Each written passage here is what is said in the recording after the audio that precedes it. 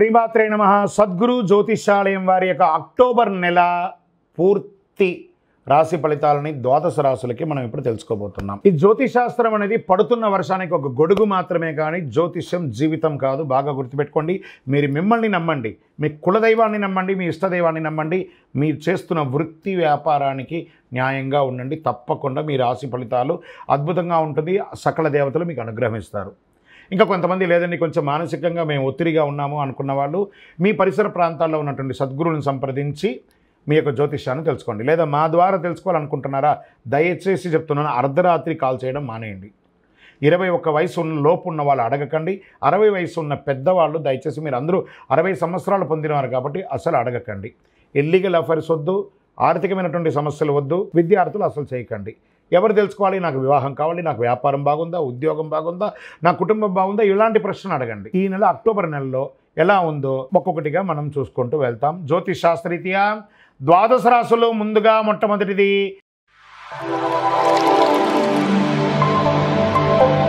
మేషరాశి.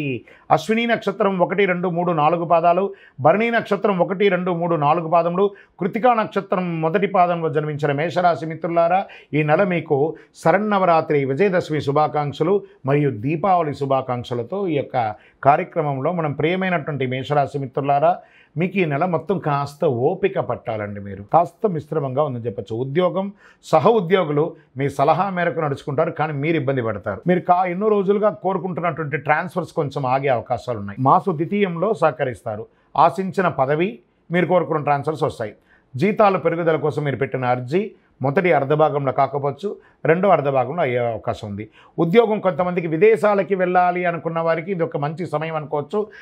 అక్టోబర్ 15 తర్వాత మీరు ప్రయత్నం చేస్తారు. ఆర్థికంగా ఈ నెల హెచ్చు తగ్గులు చాలా ఎక్కువ ఉంటాయి.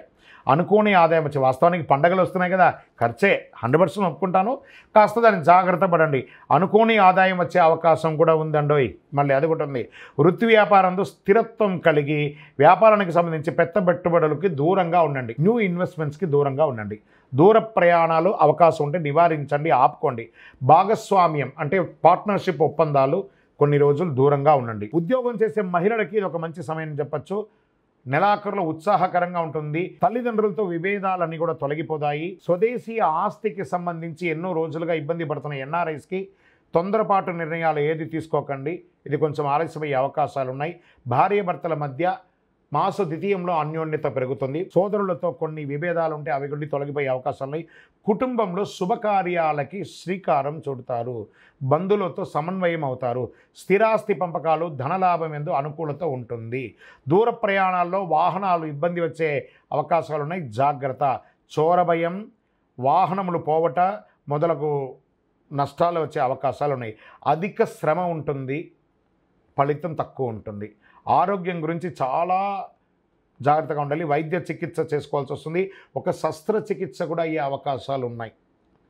రక్త సంబంధిత సమస్యలు, అసమానతలు, గుండెలో మంట, ఇలాంటివి కూడా ఉంటుంది. విద్యార్థులు చాలా కష్టపడి చదవాల్సినటువంటి ఒక నెల. విదేశాలకు వెళ్ళేటప్పుడు మీ వస్తువులు చాలా జాగ్రత్తగా చూసుకోండి విద్యార్థులు. షేర్ మార్కెట్లో ఈ నెల ముట్టుకోకుండా ఉండడమే మంచిది. వ్యవసాయదారులకి చాలా బాగుంటుంది. మీడియా రంగం వారికి మిశ్రమం. ఐటీ రంగం వారికి ప్రెషర్ ప్రెషర్ ప్రెషర్. వివాహం కాని వారికి గెట్ రెడీ. మీకు రాకుమారుడు, మీకు ఒక రారాజు, స్త్రీ పురుషులు ఇరువురికి కూడా రాబోతున్నారు. గెట్ రెడీగా ఉండి. రాజకీయ నాయకులు గం గణపతి నమః, సైలెంట్గా ఉండండి రాజకీయ నాయకులు. తస్మాత్ జాగ్రత్త అని కూడా చెప్పచ్చు. సరే, ఈ నెలంతా కూడాను అదృష్ట రోజులు ఏమైనా ఉన్నాయంటే 2, 4, 11, 14 ఈ నెలంతా కూడా అదృష్టంగా ఉంటుంది. మీ యొక్క లక్కీ నెంబర్ 5 అని చెప్పచ్చు. కలర్ వచ్చేసి ఊదా రంగు అని కూడా చెప్పచ్చు. ఈ నెల చంద్రాష్టమం అక్టోబర్ 6 సాయంత్రం నుండి 7, 8, 9 ఉదయం వరకు కూడా చంద్రాష్టమం ఉంటుంది. చాలా జాగ్రత్తగా ఉండండి. ఈ 2.5 రోజులు మౌనంగా ఉండండి. ఏ విధమైనటువంటి దస్తావేజులు సంతకం పెట్టకండి. ఎవరితో గట్టిగా మాట్లాడకండి. జాగ్రత్తగా ఉండండి. వాహనం నడిపేటప్పుడు కూడా చాలా జాగ్రత్తగా ఉండండి. సరే, చంద్రాష్టమం ఇది మీకు పరిహారం ఏమైనా ఉందా దీనికంటే? ఆదివారాల్లో సూర్య భగవాన్ని ప్రార్థన చేయండి. గన్నేరు పూలతో పూజించండి. నెయ్యి దీపాన్ని వెలిగించండి. శుక్రవారాల్లో దుర్గాదేవిని పూజించడం చాలా మేలు జరుగుతుంది. మేషరాశి మిత్రులారా, అతి శక్తివంతమైనటువంటి ఈ కరుంగాళి మాలను ధరించండి.